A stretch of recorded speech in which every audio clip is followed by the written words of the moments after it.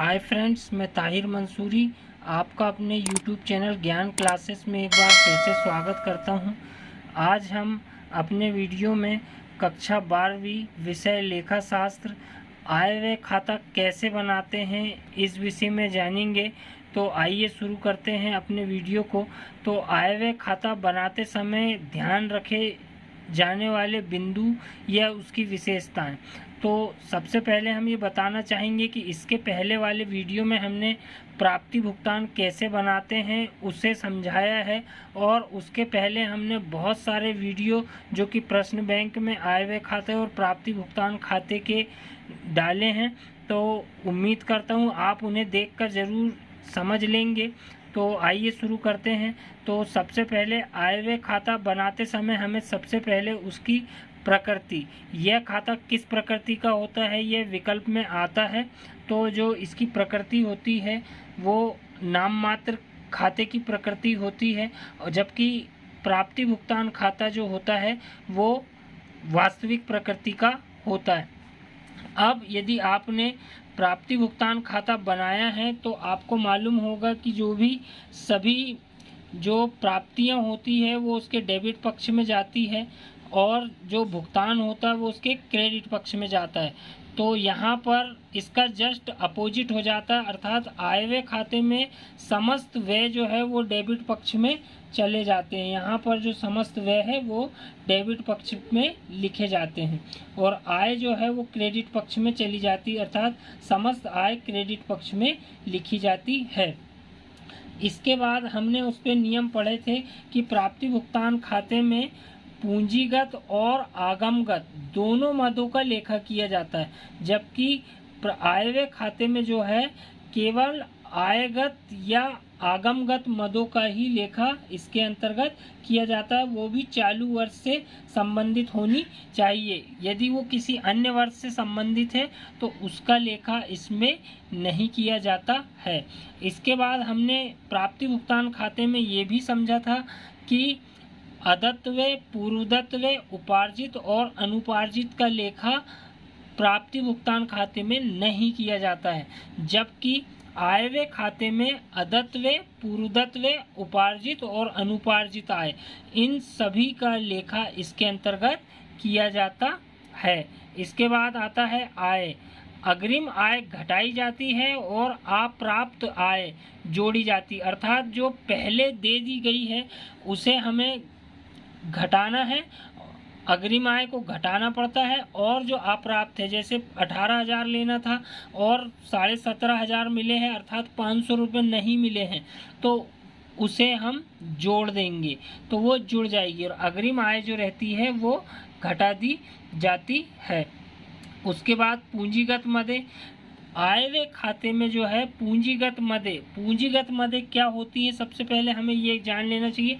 जो स्थायी संपत्तियां होती हैं उससे जो आय प्राप्त होती है वो कई वर्षों तक ली जाती है, जैसे भूमि, भवन, मशीन, प्लांट, फर्नीचर, ये जो है ये पूंजीगत मदें होती है, और इन्हें एक बार खरीदा जाता है और इनका लाभ कई वर्षों तक लिया जाता है।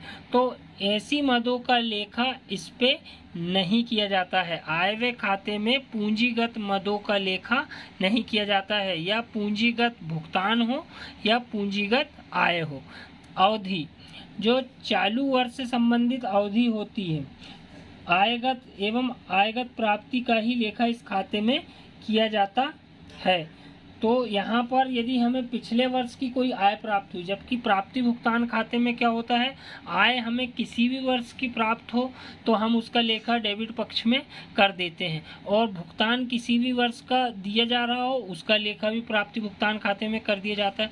लेकिन इसमें आय व्यय खाते में क्या होता है कि जो चालू वर्ष रहता है, जैसे हम किसी 31 मार्च 2018 की स्थिति में कोई खाता बना रहे हैं तो केवल हमें 18 मार्च 2018 जो है सन 2018 का जो अंतिम शेष रहेगा उसी का ही लेखा इसमें किया जाएगा। इसके बाद चिट्ठा बनाना। तो इसका निर्माण जो है लाभ हानि खाते के समान होते, अतः इसके बाद चिट्ठा बनाया जा सकता है, जबकि प्राप्ति भुगतान खाते की सहायता से चिट्ठा नहीं बनाया जा सकता है। इसके बाद शेष। इसमें जो है रोकड़ शेष और प्रारंभिक शेष, जो जैसे हम प्राप्ति भुगतान खाते में रोकड़ शेष को जो शेष लाया गया करके लिखते हैं, उसका लेखा इस पर प्राप्ति भुगतान खाते में तो किया जाता है, लेकिन आय व्यय खाते में ना प्रारंभिक रोकड़ शेष लिया जाता है और ना ही अंतिम रोकड़ शेष लिया जाता है। इसमें जो आय का व्यय पर आधिक्य, यदि आय ज़्यादा है और व्यय कम है तो उसे हम डेबिट साइड में लिख देंगे, और यदि व्यय ज़्यादा है और आय कम है तो उसका लेखा हम क्रेडिट पक्ष पे कर देते हैं। तो आइए शुरू करते हैं।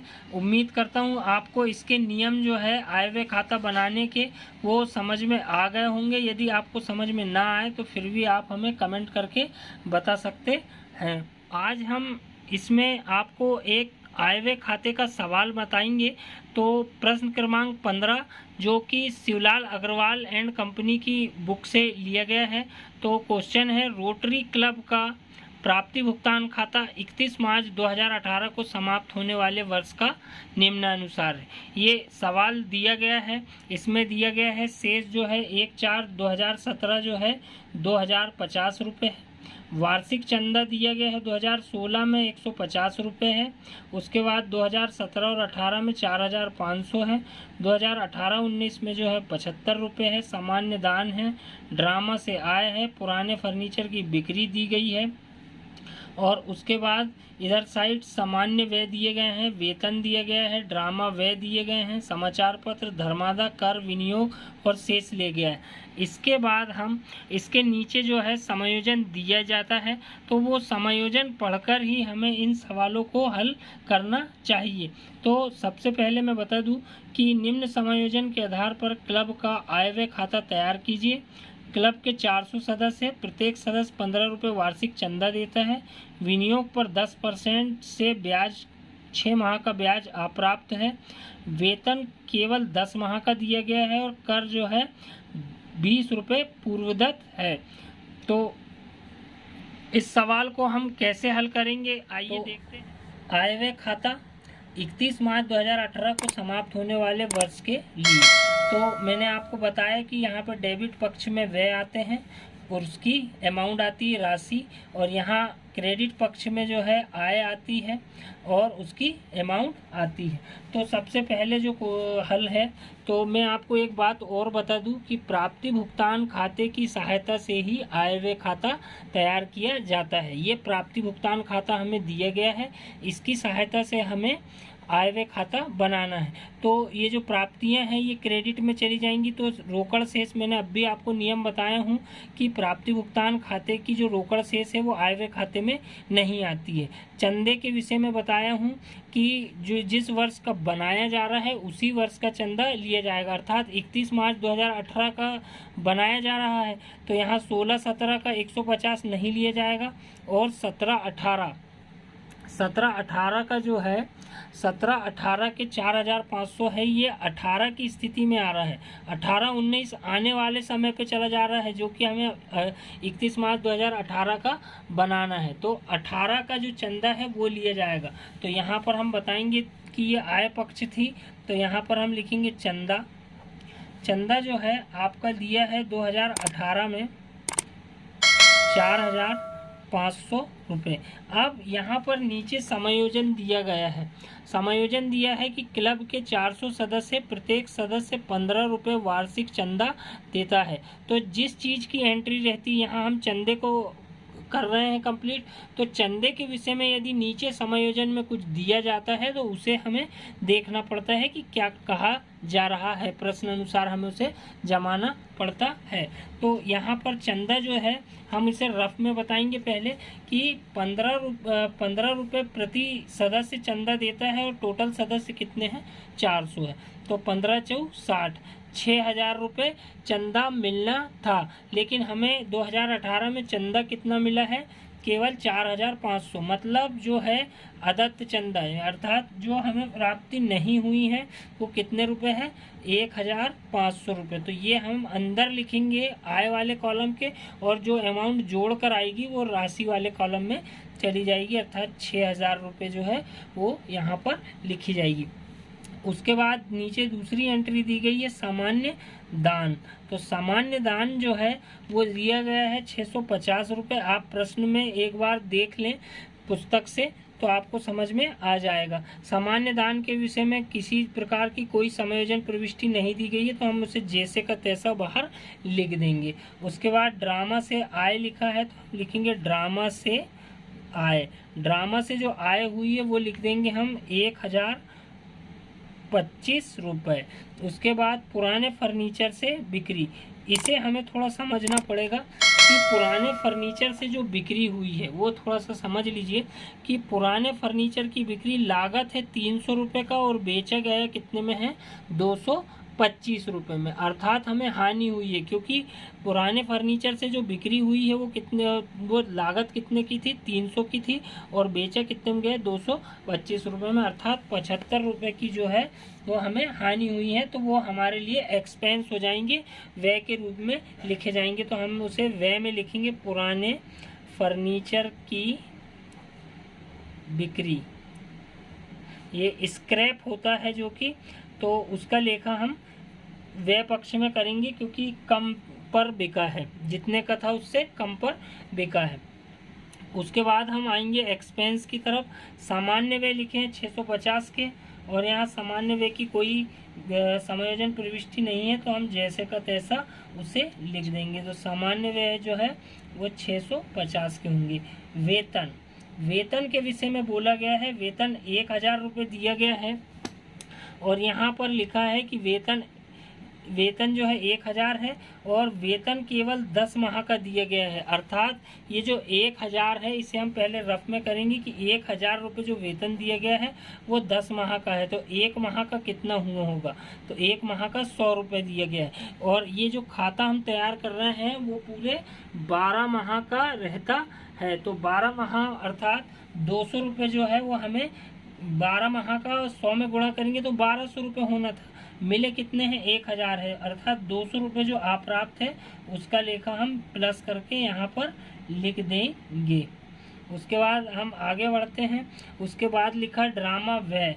जो ड्रामा व्यय होते हैं, जैसे ड्रामा से आय हुई तो हमने उसे यहाँ लिख दिया, लेकिन ड्रामा व्यय, ड्रामा करने में जो एक्सपेंस हुए हैं उसका लेखा हम जैसे का तैसा कर देंगे यदि नीचे समायोजन प्रविष्टि नहीं है तो। उसके बाद समाचार पत्र, समाचार पत्र जो है इसके विषय में भी समायोजन प्रविष्टि नहीं है तो 225 का 225 रुपये लिख दिया जाएगा। उसके बाद धर्मादा, धर्मादा भी एक प्रकार का एक्सपेंस है तो उसका भी लेखा हमें करना पड़ेगा 350 रुपये।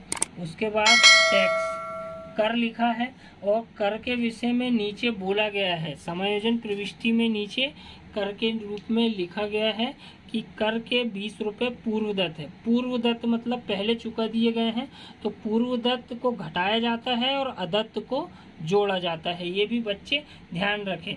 अग्रिम को जोड़ा जाता है और अप्राप्त को अग्रिम को घटाया जाता है और अप्राप्त को जोड़ा जाता है।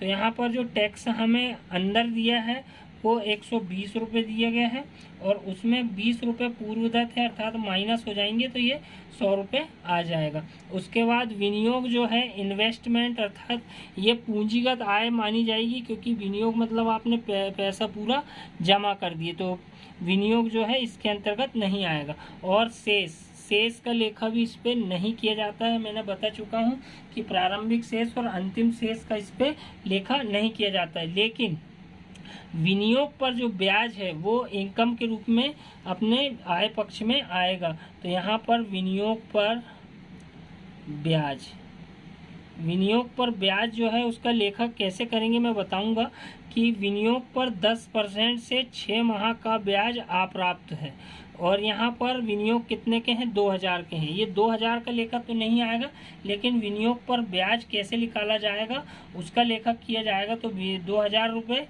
गुणित 10/100 गुणित 6 माह का अप्राप्त है तो 6 आएगा और बटे में 12, क्योंकि साल में 12 माह होते हैं इसलिए 12 का लिखना आवश्यक होता है। तो यहाँ पर हम 1 शून्य से ये वाला शून्य और ये शून्य से ये शून्य, 6 कम 6, 6 दूनी 12 और 2 एक कम 2, तो 100 रुपये जो है विनियोग पर ब्याज आएगा। विनियोग की प्रविष्टि इस पर नहीं होगी। अब हमें ज्ञात है कि प्राप्ति भुगतान खाते का हमेशा डेबिट शेष ज़्यादा रहता है, अर्थात इस पक्ष का योग प्राप्ति भुगतान खाते में ज़्यादा रहता है, जबकि आय व्यय खाते में किसी भी पक्ष का योग ज़्यादा हो सकता है, चाहे डेबिट हो या क्रेडिट हो। तो यहाँ पर लेकिन यहाँ पर भी क्रेडिट का योग ज़्यादा है, तो इस पक्ष का योग हम जोड़ देंगे और उसके बाद इस पक्ष से घटा देंगे, तो जो आएगा वो कैसे आएगा हम बताते हैं। तो क्रेडिट पक्ष का जो योग आया है, हम इन सबको जोड़ेंगे तो आया है योग 7,775 रुपये। और अब हम इसके डेबिट पक्ष का योग करेंगे जो कि कम है। तो मैंने बताया हूँ कि जिस साइड का योग ज़्यादा होगा उस पक्ष को पहले हमें लिख देना है और उसके बाद जिस पक्ष का योग कम होगा उतनी राशि को टोटल करके उससे हमें घटा देना है। तो इस डेबिट पक्ष का जो योग आया है वो आया है 3,225 रुपये। तो इस प्रकार से आय ज़्यादा हुई है और व्यय कम हुआ है। तो हम यहाँ पर लिखेंगे आय का व्यय पर आधिक्य। अब हम इसे घटा देंगे तो 5 में से 5 गया 0, 7 में से 2 गया तो 5 और 7 में से 2 गया तो 5 और 7 में से 3 गया तो 4, 4,550, जो कि हमारी किताब शिवलाल अग्रवाल में आधिक्य आया है 4,550। और दोनों पक्षों का जो योग आएगा वो 7,775 आएगा। तो उम्मीद करता हूँ आपको वीडियो पसंद आया होगा और सवाल भी अच्छे से समझ में आया होगा। तो इसके जो नियम हैं यदि वो याद कर लिए जाएं तो आय व्यय खाता बनाना आसान होता है। मिलते हैं नेक्स्ट वीडियो में, तब तक के लिए धन्यवाद।